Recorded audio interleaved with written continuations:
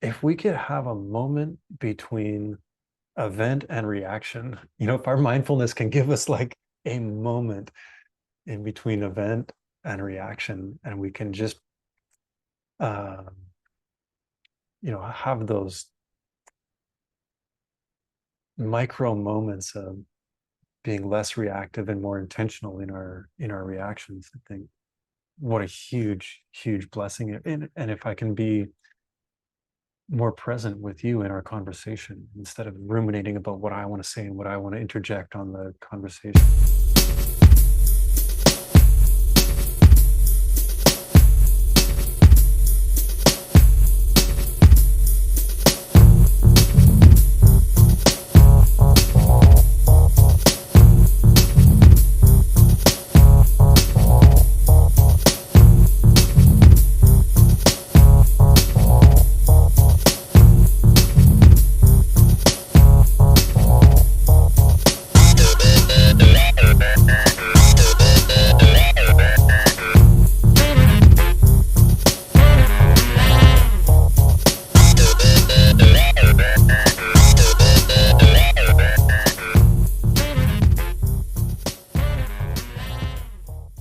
Welcome to Super Normalized, the podcast where we challenge the conventional, break boundaries, and normalize the seemingly supernatural. Join me, CJ Barnaby, in the liminalist space to explore less charted realms of existence and to unravel the mysteries of life experience. Each episode, I'm blessed with the opportunity to talk to regular people from across the world where they openly share their understanding and wisdom in service to others. If you're looking to upgrade your life, you've come to the right place. Be sure to like and subscribe, and I'll bring you great transforming conversations each week. My treasured viewers and listeners, if you have a life story or healing modality or unique knowledge that you'd love to share, reach out to me at supernormalized@proton.me. Let's together embrace acceptance of the supernatural and unusual, what it really is, completely normal. Earle Birney is a man that's actually living a life testament when it comes to the understanding and living the truth of yogic practices in relation to meditation and Buddhist understanding. Earle had a normal life developing in his younger days in Canada and got to a certain point where he was starting to feel stuck in the rat race and decided to leap away from that, bought himself around the world ticket, went to Australia, bounced off to New Zealand, and then suddenly found himself incarcerated for his behavior in New Zealand for a period of 22 months. He was forced into a confinement situation, and basically his first retreat, as he likes to see it, and it changed his life. He discovered Buddhism and then Tibetan Buddhism, and then after his period of time, he actually was released and sent back home to Canada, where he then dived straight into Tibetan Buddhism in a deep way, which led to a retreat eventually that lasted 3 years, 3 months, and 3 days of silent meditation. This changed him dramatically and enabled him to be able to help others with their understanding of yoga and meditation and how that can benefit them and the world. This is a part of his practice nowadays, and so his talk today is about that. Enjoy the show. Welcome to Super Normalized, Earle Birney. Earle, you were living a sort of normal life, you'd say, and then you got to a certain point. You're like, well, wait a minute, this isn't enough. This isn't what life is, and you decided to basically run around the world and discover yourself. What happened?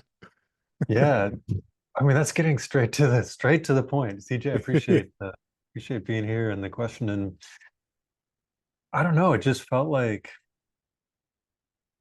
that when I was growing up, it was like there's got to be some, what's the point? Like Yeah.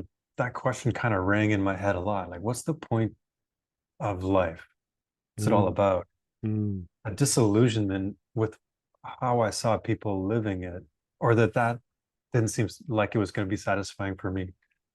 So, going through high school, getting it through high school, and then being like, well, I guess I'll go to university. I don't really have anything better to do. And then Mm. getting kind of close to the end of university and just seeing what that looked like, and seeing what my father had done and what my grandfather had done, and what I thought society was kind of forcing me into, this path of, well, a career, 50 weeks a year of work for 2 weeks off, and uh, get a house and get a mortgage and be in a relationship. And it all felt in like an entrapment, and it didn't resonate. It didn't Mm. appeal. And so, yeah, I was 4 months from finishing my university degree, and bought a ticket around the world. And sure, mom and dad weren't thrilled, but I hit the road. Mm. Yeah, yeah, I can understand that sort of tension that happens from being molded into this society, basically, where our minds are colonialized into the idea of what should be, and then there's a massive friction for us, I think, as late teens, youth, and it's like, well, what is this? And for me, I mean, you got the, what is this about? What am I here for? But for me, it was like, I've got to get out of this. And, Yeah. and my path was like, I've got to escape this somehow. I don't know what. And my path, actually, because of all the tension in my system, I actually did self-medication, and that wasn't so helpful in the end.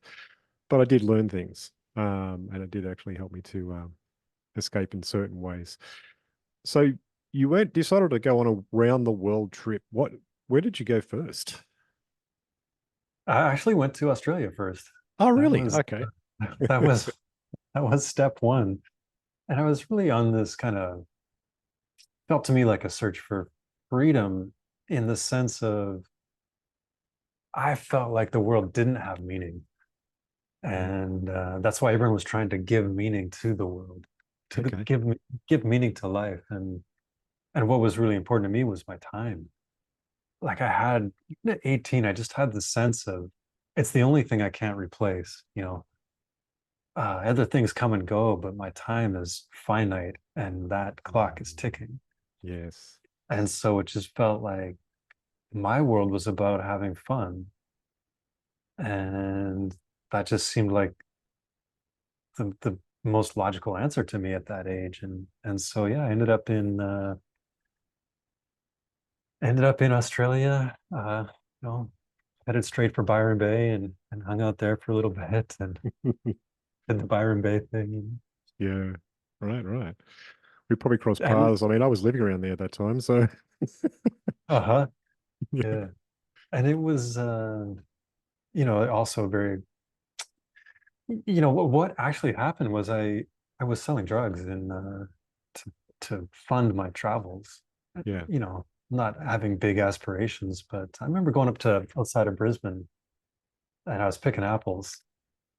And at the end of 10 days of picking apples every day, we all got paid.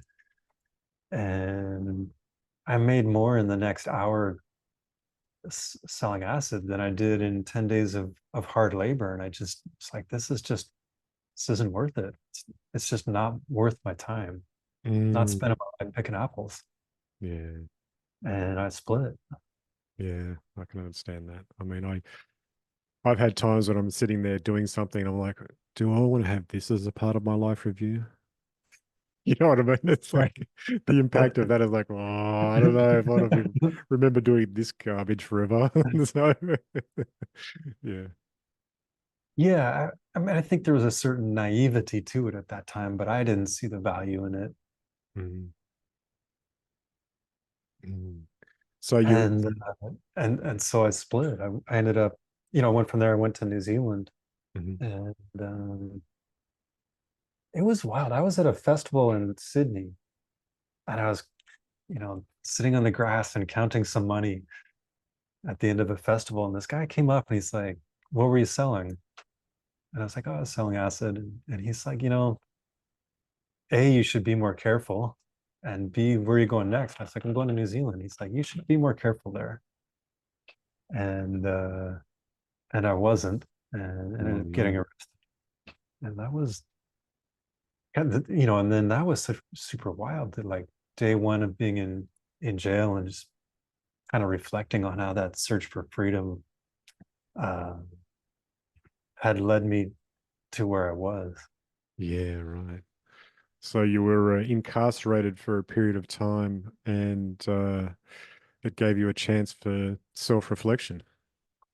Yeah, really time to slow down for sure. Not, in gradual stages. A lot of anger at first. Someone ratted me out, so sold my time for their time. So there was a lot of anger at police, anger at my lawyer, you know. The system. But yeah, yeah, for sure. But it did allow me to slow down a little bit and to meet some amazing people. Hmm. And really, yeah, probably it's where I kind of started my spiritual journey, really. Okay. Well, that's curious in itself, like how prison can lead to a spiritual journey. So, Yeah. Yeah. I mean, it was probably my first retreat, my first of I don't know, captive retreat. a life of retreat. I've probably done, I don't know, 30, 40 retreats in my life. So Mm. in some ways that was the first. So, what was the catalyst for that when you were behind bars to actually start on that journey? I mean, you were, would you say you were like a normal sort of person, but you had no idea about any of the spiritual aspects that came to be a part of your later life? Yeah, I think I had that bent towards philosophy. I was Mm. not, I was overtly not interested in religion, but I was very interested in philosophy. I just didn't have a lot of framework for it. And in prison, there's very, very few books to choose from. Mhm. So there was like an Alan Watts book, I remember, or I don't know, just some kind of old generic spiritual books. And I ended up, I remember somebody gave me some books that were kind of modern spirituality, and I it didn't click, and I gave him back, and he said, "You should go down the way and talk to this guy named Michael. He's Buddhist, and see what he's got." Mm. And that sounded weird. Buddhism sounded extremely weird to me, but it's like, okay. And and he gave me some books that I found incredibly interesting. Actually, the first two books he gave me, I remember going back and saying, that's not for me. And he's like, just read this one more book. Mm. And he gave me a philosophical book on ideas about emptiness. And I was fascinated.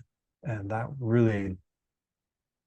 that was my door into Buddhist philosophy, that I just dove in deeply. I really dove in to find the hole in it where I could be like, okay, it's another religion that I don't need to believe in, another religion trying to force a morality on me.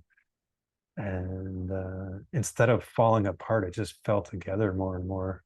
Wild. Yeah, yeah. I was touched by Zen Buddhism around about the age of 20 with the help of a friend who pointed me out some really good books. And for me, that made so much sense. The space between Yeah. spaces that came from that was like, wow, Mhm. this is it. Actually, you're fully centered by the way it's expressed and the way it's understood, or at least it was for me. And that changed everything for me at the time. Yeah, I don't know how it went for you, but that was my entry into meditating, and that became a Mm. big focus for me too. Yeah. Yeah, it was for me too with the meditation. Meditation, well, like I was already meditating, but this actually gave it a different sort of depth. So it was different the way it worked. But, so you finished your time behind bars, and you were back in Canada after that. Yeah, um, the government of New Zealand was kind enough to buy me a plane ticket home and escorted me to the airport. And see you later. I went back home, and I had this guy. His name was Michael. He kind of the last 4 months, he's like, let's get this course by this American teacher named Michael Roach.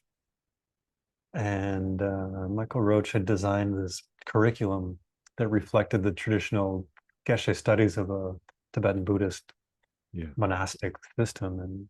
And so we had taken two of those courses on the old the old cassette tapes. They would mail out 10 cassette tapes per course. And so I went back to Canada, and I kind of was a closet Buddhist, kind of got back into the same scene and the same routines a little bit. But, and what it was really inspiring to me was becoming more and more my meditation and spiritual study um, and Tibetan Buddhism. Yeah. Mhm. So you had that anchor of meditation and Buddhism running as a theme from that point onwards, and it actually was a great catalyst for your personal change. What happened after that? Well, eventually I went to, I finished my university degree, and then I went to see this teacher, Michael Roach, teach, and he was starting a spiritual center in Arizona. And I just dropped everything and left. There was something in me that felt like my life was really great. I had a um, beautiful house, beautiful job, beautiful partner, and I left. I just felt like there's something more that I need to do, and I could see the trajectory of life was going to be fine, great, and I wanted a vision of something more, and so I left and went to help start a retreat center in middle of nowhere, Arizona, a little town called Bowie, Arizona. And we started a retreat center there and did a 7-year advanced study program in Buddhism. And I started teaching yoga philosophy and yoga and meditation, studying Tibetan, studying Sanskrit, studying the Buddhist teachings more in depth with an amazing group of people. And that was what really was inspiring for the first time in my life, to have, people my age. I was sober, the group was sober, but to have people so alive in sobriety and in this, the liveliness in the teachings. Mm, mm, It was a time I really flourished. It was a really special time for me. mm. So yeah, it's good to have a peer group around you that actually shares the same, would you say, like aim in that case? Essential, I think. For me, it was. Mm, Yeah. Yeah. Teacher in a group was just perfect for me. mm, mm. So you got into advanced Tibetan Buddhism for a period of 7 years in total, is that right? Yeah. Yeah. Yeah. We did a 7-year program. And then at the end of that, we did a 3-year retreat, Mm. 3-year silent retreat. There's about 37 of us that went into retreat. And I had to build a cabin, had to, you know, get all, as a group, we had to get the logistics together of supporting 37 people in silence for 3 years. Yeah, that's wild. And yeah, yeah, amazing opportunity. And did everyone last that full time? No, but a good percentage. I think we started with 37 and ended with 32. That's great. So there's not a lot of data, but I think that's a pretty reasonable percentage. Mm. And for that many people to be able to do that for that long, I mean, the center must have been very supportive to be able to facilitate that in a Western sort of culture, really. Yeah, yeah, I think we were a huge pain in the ass for everyone that had to run the show, but they managed to do it, so I felt unbelievably grateful. But yeah, Yeah. they Yeah. strung it together and pieced it together, and a lot of small donations Mm. and a few really dedicated volunteers. During that silent retreat, I mean, you're living in a cabin, you're alone pretty much all the time, Yeah. and and living in a very sort of rustic sort of way. I mean, how was that for you? Yeah, it was very well, it was beautifully simple. The rustic simplicity in the desert is just perfect for that. Mm, Uh, on a lot of levels, it was amazing to be on one piece of land for 3 years, and we're constantly traveling out and looking for experiences outside. And I just got back last night from the West Coast, and to not leave somewhere for 3 years and to get so intimate with the land and the nature and the animals, that and the stars was amazing. but also just to have a time to, we're so tuned into these electronic devices now that Yeah, true. to have a 3-year break from no newspapers or TVs or Spotify or Netflix or messages or apps, and to stop that constant input of data in a sense, but also like the reinforcement of a person. Like traveling is really good that way too. I can go travel and kind of be anonymous, or no one's reinforcing the Earl that I think I am or need to be in social situations. Mm. And retreat was removing any sort of, Earl the brother or Earl the youth worker or the meditator or the yoga teacher or the son, all of those uh, reinforcements for who I think I am, like that box that we tend to be in, which isn't necessarily bad, but a box nonetheless. It was a opportunity to, you know, do a lot of, for me, one of the things that happened right away was a lot of guilt that came up. Everything that I'd swept under the carpet for 38 years, Right. I sit down and meditate, and it's like, well, you want to look at me now? You want to look at me now? And for the first time, I really didn't have any excuse to put anything off. I got nothing to do for 3.5 years, nothing. And to start to really look at the things that were coming up in my meditations and consciousness. And at first, it was a lot of kind of guilt. And it was great to process that and to take ownership of the things that I had done in my life that were kind of weighing me down subconsciously that I wasn't so aware of. And so that process, and then the lack of kind of reinforcing that old image of who Earl is, it felt like that box just kind of opened up into more of a vast landscape of potential. And then all of the practices kind of, it was like the picture of Earl could kind of get erased a little bit. And from that blank canvas, now that an amazing opportunity to start painting that picture of who I wanted to be. And retreats an unbelievable opportunity to do that. Wow. It sounds like we all should have a retreat. Well, I think it's going to be a big thing. I think yoga's had its heyday, and very influential in the culture. I think meditation is kind of becoming the new. It's infiltrated all aspects, education, the workplace, and people's personal lives. And I think retreat will have detox from technology, and I think retreat will become more and more a part of our normal yearly routine. Mm. My bold prediction here on the Super Normal podcast. We can reconvene in a couple of years and see how much retreat has impacted our culture or not. But it's to me, it's like an opportunity to step back and recharge, so that there's a time to retreat and there's a time to go forward, and having that time to retreat and to get some real, I think it's a great opportunity to get some clarity of mind and ideas that can spring forth from a more pure place that allows us to, you know, get some inspiration, get feeling recharged, and then to go back in and go forward in a hopefully more intentional, faster, or um, wiser way, a little more vision or something like that. Mm. It sounds like when you're in your retreat there, I mean, you've gone through the process of seeing through all the guilt and all of the attachments of society, and then releasing those. It puts you into another space. Did all of your prior Tibetan learnings come into play then, and allowed you to deal with the phenomena in such a way as to ground it all?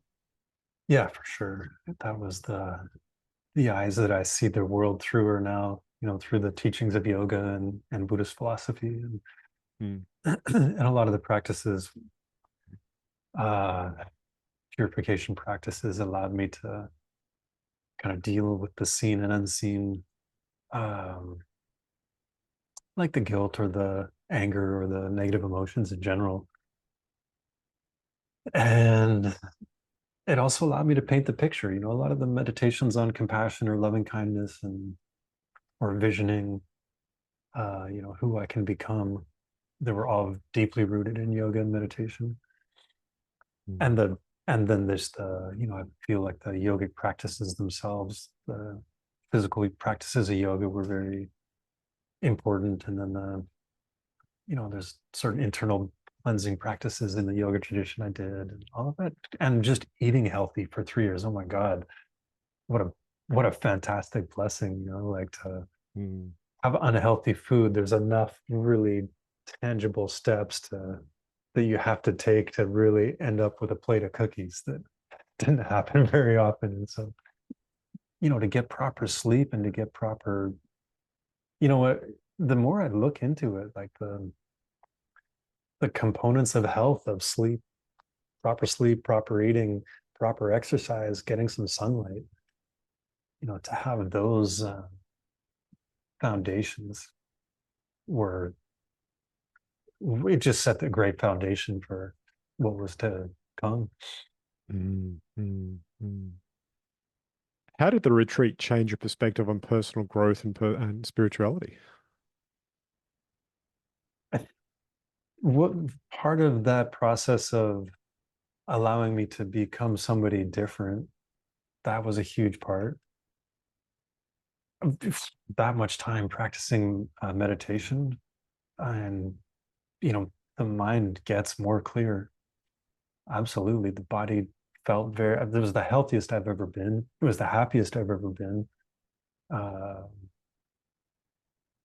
and then kind of getting out and seeing the frenetic pace of life was kind of eye-opening, and seeing, wow, people people are addicted to these, and people are addicted to their cell phones, and people are addicted to busyness, and it's making us unhappy. And we Mm. have this kind of, I don't know about Australia, but in Canada and the States, how are you doing? Oh, I'm so busy. But it's kind of like a source of pride, like I'm important if I'm busy. And just seeing people living a pace that was making them unhappy. That was Those were a couple things. Um, Seeing how we would do a period of deep retreat. So started out as a 30 days. So 1 month, 1.5 months, 2 months, 2.5 months, where I never left my cabin, 12 hours of practice a day. And then you kind of need a break. You can't do that for 3 years. So we would then take a break and have the option to see other people still in silence, do cabin repairs, go on a hike, do some ceremony. Um, and then, from that place, the first day of seeing other people was very beautiful and very joyful. And then maybe the next day, something would filter in that was painful. Someone left, or someone was sick, or something had happened, that the suffering of the world kind of opens up a little bit, even in 3-year retreat, of course. And feeling that very deeply after months of meditating, it feels like you kind of take the bricks down from around your heart and open up to a place of more compassion. But then when you feel that suffering, it felt to me very tender. And the tendency is to build that wall up a little bit more on their side. Always reminds me of this great movie. It was a terrible movie, in my opinion. You can say that. It's called Crash. And I like Crash. it wasn't my style of movie, is what I should say. But the opening monologue is fantastic. And it's Yeah. like this gang situation in LA. And these guys are like, he's like, look, everybody wants something from you. Everybody's trying to get a piece of you. Everyone wants something from you. So you have to put up this wall around you to protect yourself. Everyone wants something from you. And that's why we have to crash into each other, just to feel. Yeah, but that was the point of the movie, right? Yeah. And then it's just as you know, it's a total scene, it's just Oh, it's awful, but I think that's the director's whole point of that whole movie is to actually make people wake up to that. So yeah. yeah, yeah, very cool. Um, so then the tendency when we do feel is then to put those bricks back up again. And then you kind of fail and go back into retreat and start to disassemble the walls again, and then try again and come back a little more open-hearted. And that process I learned a lot from just trying to be who I wanted to be. And it was a great little microcosm, or a great little test. What do you call it? Like a test capsule. There was pretty controlled environment and nothing too hard, nothing, well, maybe that's not true, but you know, nothing too bad was going on, and allowed for that, you know, and just like so many opportunities to see, well, what food really works for me? How much sleep do I need? And then to experiment with all of those practices that I've been studying for so long. Hey everyone, I'm excited to share that you can now support the show on Patreon. Go to patreon.com/supernormalized. Your contributions help me to create even more amazing content. Please check out the link below in the show notes and join our community and unlock exclusive perks. Thank you so much for your support. Those were two of the things. I would say a third is just getting a taste of what a really clear state of mind feels like, uh, and having the opportunity to taste some states of mind that I aspire to get to and be able to maintain. So some peak moments that give me faith in the path, and faith in, oh, that's where I'm going, that's what I want, that's what I aspire towards. I'm trying to maintain that. Mm. So you've come out of the retreat, a changed man, um, build a better understanding of compassion and empathy that was probably even more resilient than it used to be. Yeah. What happened to your life then? Well, I came out, it wasn't easy. There's not a lot, there's very little, excuse me, there's very few texts about three retreat.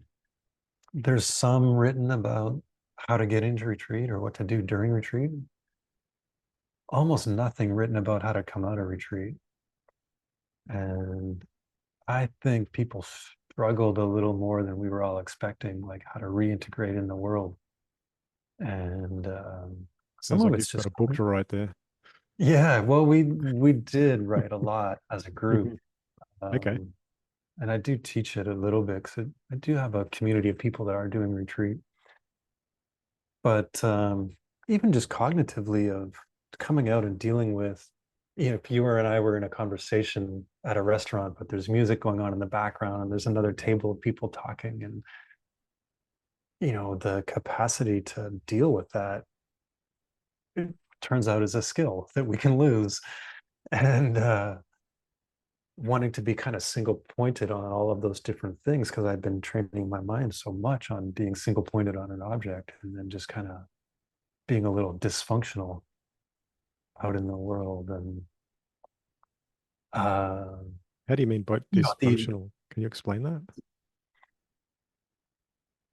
um I felt it was easy to be step backing and observe. It was hard to always interject, like people kind of in conversations, they don't necessarily wait for someone to pause or stop. It became apparent that people converse by interrupting. Yeah, word tennis. and and just kind of, I think, being mindful of that process, and just, I don't know, it just felt hard to engage in a way that normally I would have. being overwhelmed by stimulation, especially initially. It definitely got better quickly, but the remnants of that took a year. So like that, and then I had spent 10 years of my life really devoted to that spiritual journey, and then okay, what's next? So kind of floated around, um, looking for what was next, and started teaching, did some trainings, got back into some youth work, traveled a lot, uh, and yeah, teaching more and more. That became the next focus, I guess. Mm, mm. And you had a relationship running during all of this, or how did that play out? Um, After, I don't know, like 2 years after, I was in a relationship for a little bit, and that was hard, to come out of retreat and to try to.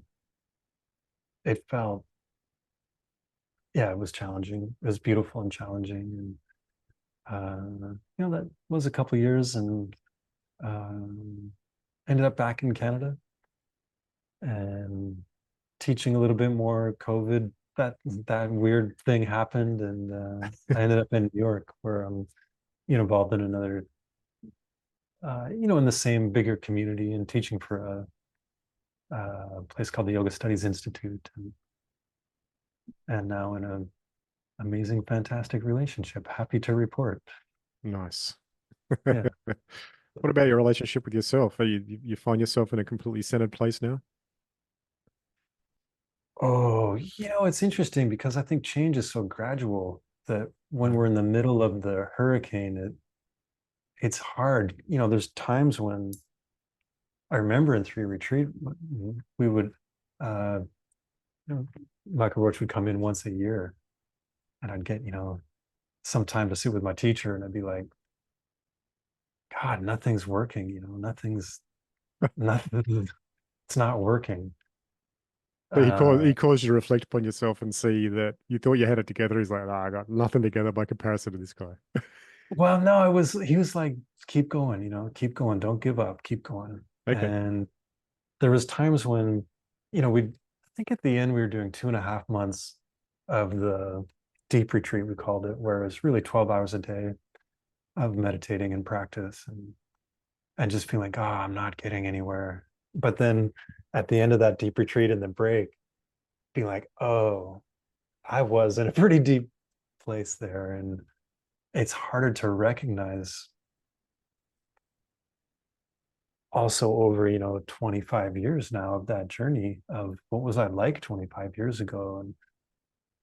And so am I more at peace with myself when I reflect back? Yeah, the practices, I think, have made me much more, aware of my thought process, and aware of my emotional states, and aware of having a goal of how I want to walk through the world, and have influenced every aspect of how I see the world. Very much still on a journey, and Mm, enjoying that process yeah. most days. Nice. Nice. What sort of daily practices do you employ to help you to keep your centeredness now? There was a guy that he was Jim Mukti teacher. He's been at the game of yoga for 40 years. I don't know, David Life. And my teacher asked him, how do you know when you've been successful at yoga? And his yoga practice, asana practice, is amazing. That guy's physically could do super normal things. Mm, And he's like, I'll know I've accomplished something in yoga when I can walk through the room with love and grace. And that really is my main practice, is working on really establishing my core values, and trying to track those core values and live those core values, and walking through the fires of life with love and grace. That's one of the main practices, meditation being another one. You know, on the cushion and off the cushion.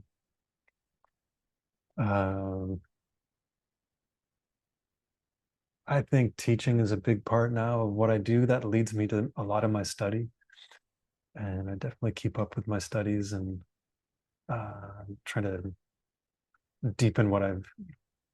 Depends, you know. I'll study a little bit more about what I'm teaching, and so that keeps me going for sure. But it's mostly trying to make my practice 24/7. So getting away from thinking that my practice is when I'm on the yoga mat or on the meditation cushion, or when I'm studying a book or when I'm in class, and really trying to make, you know, walking down the street, and one of my main practices is to recognize the goodness in the world. Like, can I stop at any point in my life and through any one of the senses find something that makes me happy? And it was a meditation taught to me. He called it harvesting joy, and it's from a program called Cultivating Emotional Balance. And I've done that a lot, and I never came up in a situation where I couldn't find something through one of the senses. There's a couple New York subway moments that were close, but you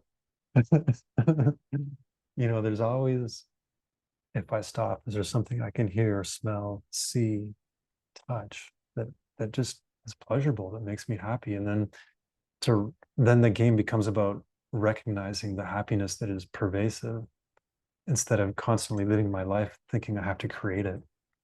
You know, what do I have to do to be happy?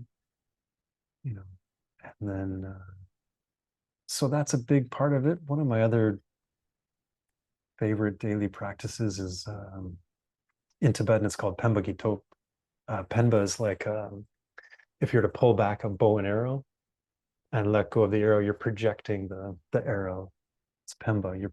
And Top is power, so it's the power of projection. And it's a simple practice of projecting my day in a healthy way, in a way that's kind of smashing my self-cherishing, getting away from thinking of me all the time. And I don't know if you know, there's a punk rock band called Me First and the Gimme Gimmes. No, I haven't heard that one.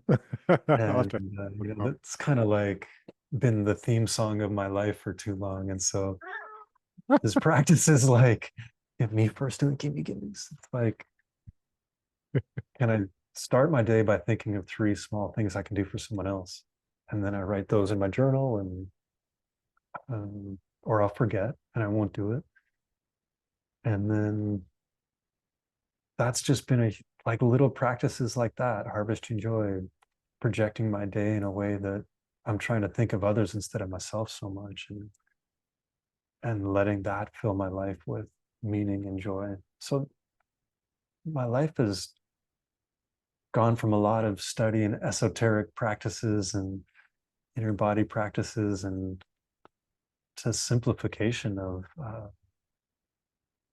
a lot of ways, just a lot of simplification of how I walk through the world, and making my practice 24/7 as much as I can, you know.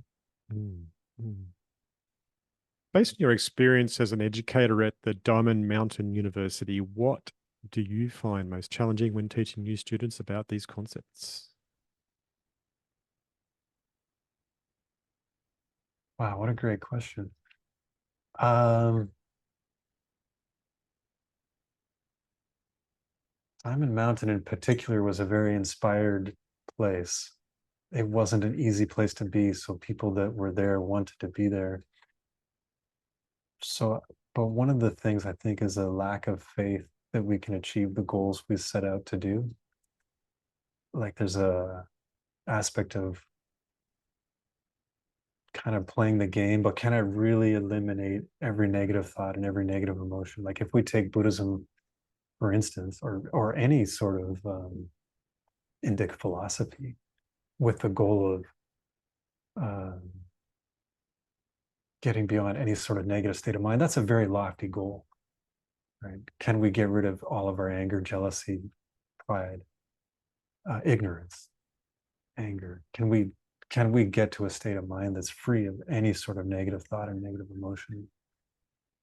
Which is what they're called soteriological systems profess. That's the goal.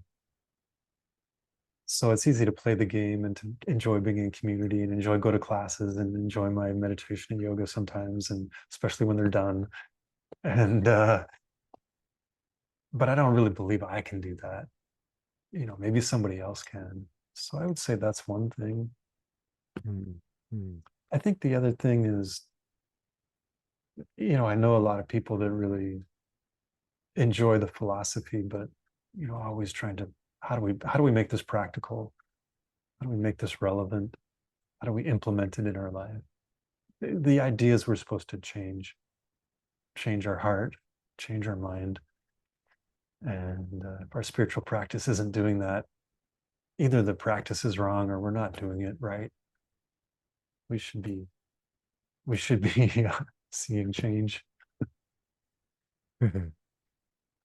Okay, so how do you address misconceptions students that may have about yoga and meditation?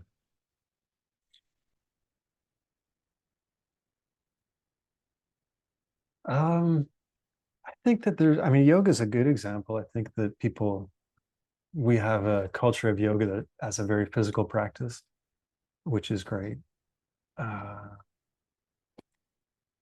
My love of yoga is the bigger picture and the philosophy and the whole picture of yoga, the morality aspects, the breath work aspects, the meditation aspects.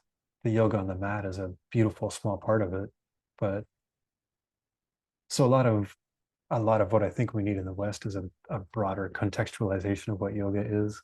There's a whole beautiful world of big picture yoga that I think retreat being another one. That's in the Hatha Yoga Pradipika, one of the main yogic texts. That's how the text starts. It's like go and retreat. Meditation a little bit the same. My mom meditates and it's a beautiful practice for her, and she just kind of enjoys relaxing and letting her mind float around, and there's a lot of benefits of meditation that way, calmness, relaxation. And then can we get beyond those kind of stereotypical ideas of what meditation is? And not that they're not important, but then for me, like looking at what's meditation, what's the goal, or what's the bigger picture, or where can meditation take us? What sort of transcendental state can we get to through meditation, not just as a relaxation practice? Sorry, Mom, didn't mean to diss your practice.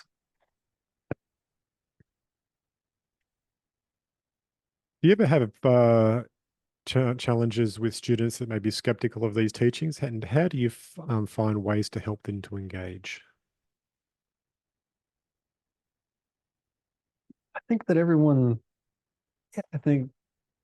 into what they're into, like karma is a very hard idea for some people, past and future lives. And I think, engaging people with where they're at, I don't feel like the need to convince anybody of anything necessarily. If I have something to offer somebody, or somebody has something to offer to me, then that's fantastic. And then there's a whole world. I've been very fortunate to have studied a lot in my life, and I can share teachings. And if someone's inspired by that and wants to keep studying, amazing. And letting the process distill the doubts. I don't need to so much overtly convince somebody that, my way is the right way. There's a bunch of beautiful paradigms and programs and philosophies. And if I'm part of a community and can share experiences with somebody, I really feel like, I don't know, I've been around for a while. That's probably the most I can offer is I've been around.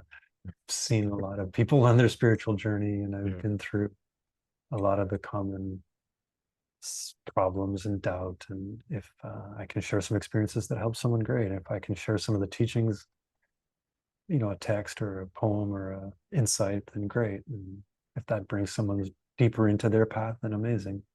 Mm, mm. Have you seen any memorable moments of breakthrough with some of your students that you could share? Oh, I'm teaching a regular meditation classes, Mm, and I'm seeing a progression of people um, gaining their capacity.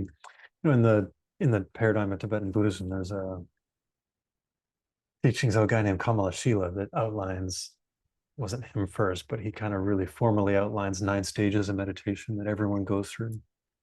I don't know if you're familiar with that paradigm, but stage one is we all wake up one morning and don't want to meditate. I don't want to do it.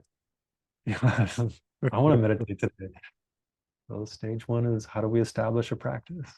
mm, And how do we create the habit? And how do we get over that spiritual laziness? And so there's very common stages that every mind goes through. And seeing people progress along those stages, for sure. mm, In general, I think, what are some of the other things? I think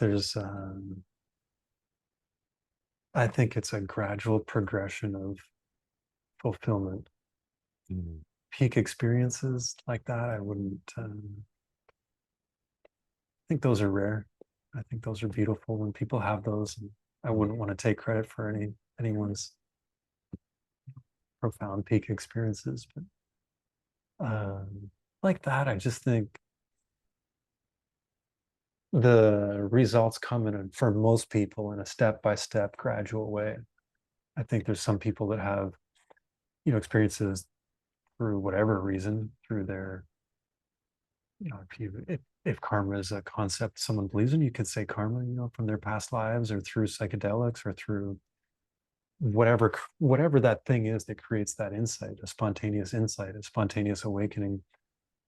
I think that's rare and beautiful and profound and hard to teach. Mm, you know mm. my teacher used to say, his name was John Yates, beautiful man. He used to say, awakening is an accident, and what we're teaching is how to be accident prone. That's I all we can love it. do. That's great.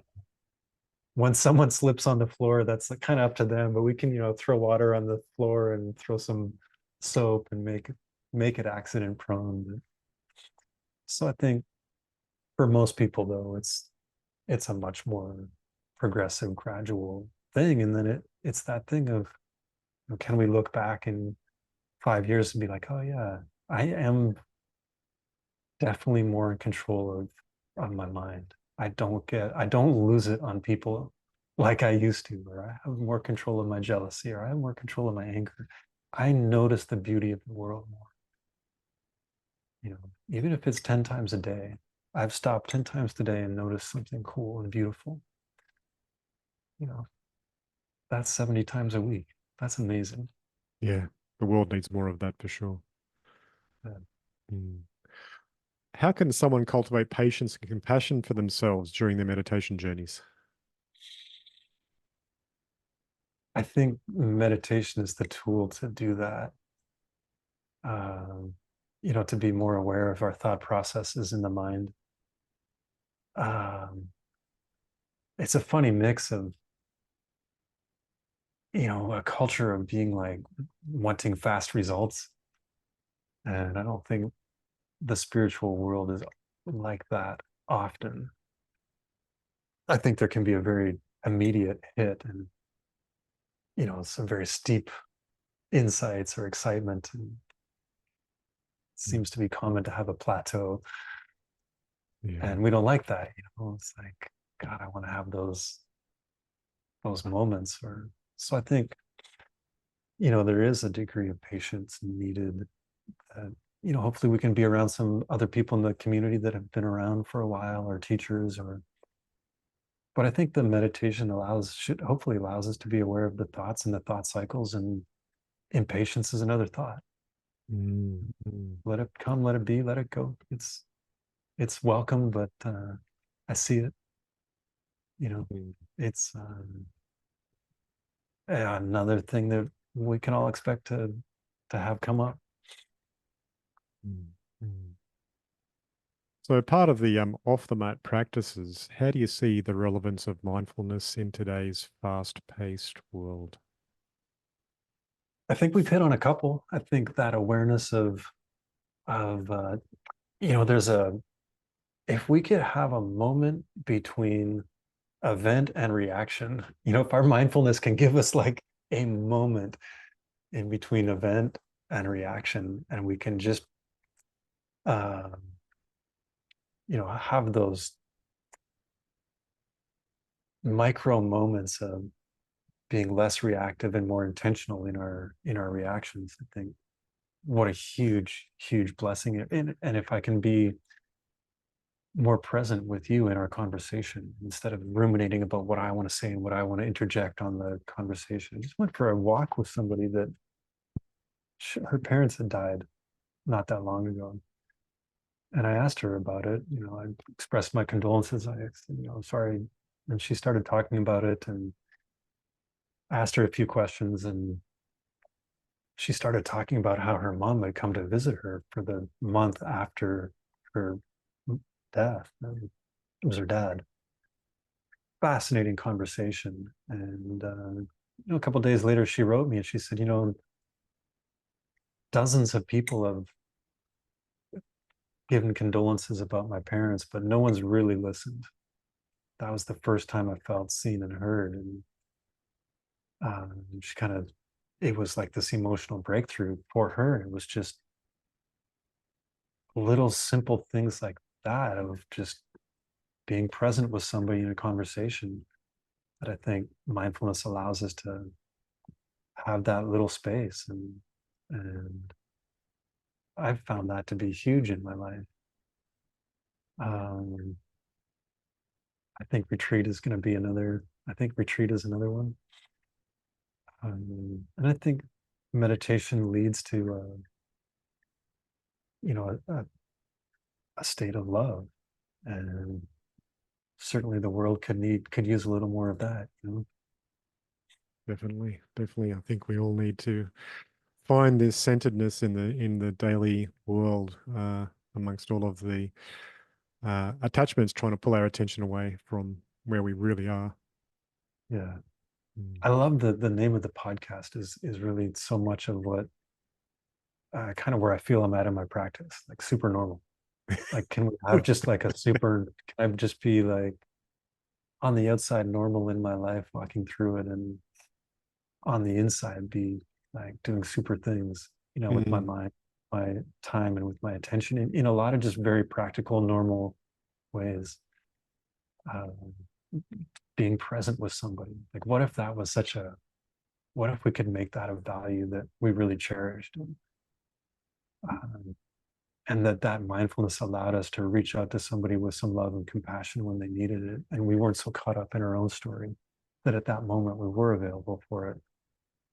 And I don't know, the name of the podcast really resonates with me in that way. beautiful. I love that it resonates that way. That makes a lot of sense to me too. Yeah, yeah.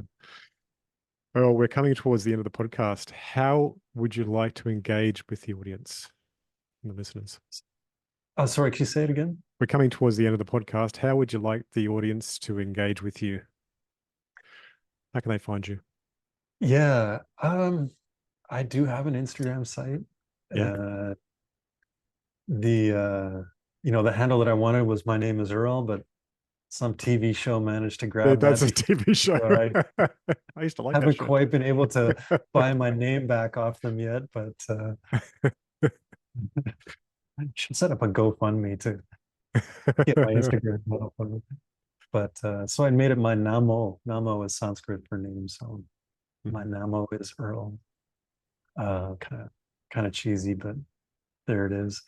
And so I'm not a big Instagrammer, but I do promote the teachings that I do. So I teach twice a week through an organization called Three Jewels, which is a meditation yoga studio in New York.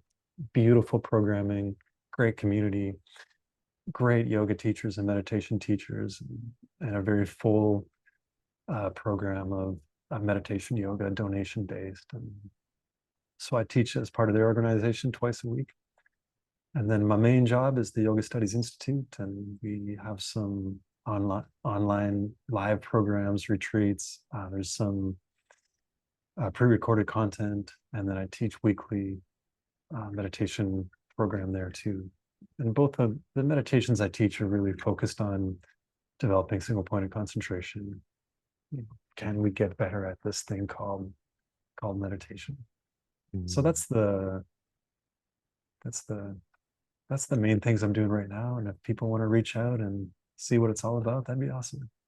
Excellent, excellent. Thank you very much for coming on the show. I really appreciate all that you've shared and the depth of your understanding of meditation and yoga and how that can actually benefit ourselves and all of society. Cool. Yeah. Thanks, CJ. I appreciate it. Okay, I'll just say goodbye to listeners. Again, I feel lucky that I actually had a chance to talk to somebody of such depth as Earle. And it seemed like we ran out of time. It was like with so many more questions I had, but there will be another episode in the future. We've already talked about circling back within a year. So if you've enjoyed today's show, please like and subscribe and reach out to Earle at his Yoga Studies Institute or on his Instagram, which is my NAMO is EARLE. My name is Earle, and say hello and that you heard him on the show. That'd be really good.